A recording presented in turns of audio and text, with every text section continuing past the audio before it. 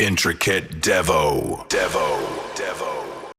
Hey everyone, welcome back to Intricate Devo. We already talked about while loops, but today we're looking at the most popular tool for repetition in a programmer's kit, the for loop. While a while loop is great when you aren't sure when you'll stop, the for loop is your best friend when you know exactly how many times you want to run a block of code. It's concise, powerful, and keeps all your loop logic in one single line. Let's break it down. The standard for loop looks a bit like a mathematical formula.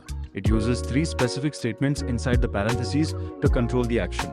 The syntax is for statement 1, statement 2, statement 3, bye-bye code. Let's look at an example that prints numbers from 0 to 4 for int I equals 0, I less than 5, I plus plus system dot out, println I. Here is what's happening under the hood. Statement 1 runs just once.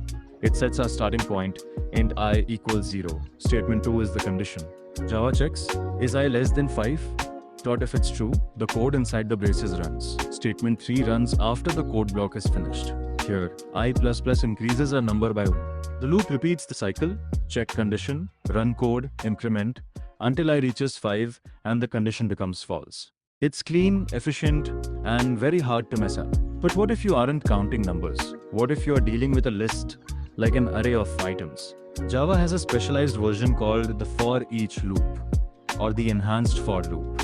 This loop is used exclusively to iterate through elements in an array or a collection. The syntax is much simpler. For type variable name, array name bye-bye code, post. Imagine we have an array of cars, string cars equals Volvo, BMW, Ford, Mazda for string car, cars system out, println car.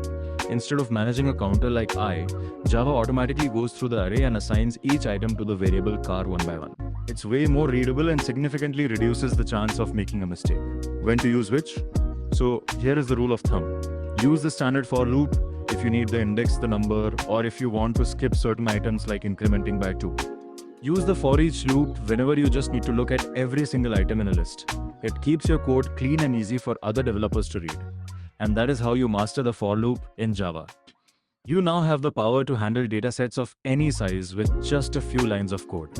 If this simplified breakdown helped you, make sure to hit that subscribe button and tap the bell icon. We're building a community here at Intricate Devo where coding is made easy for everyone.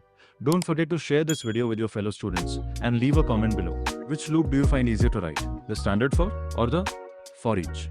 Thanks for watching, and as always, happy coding.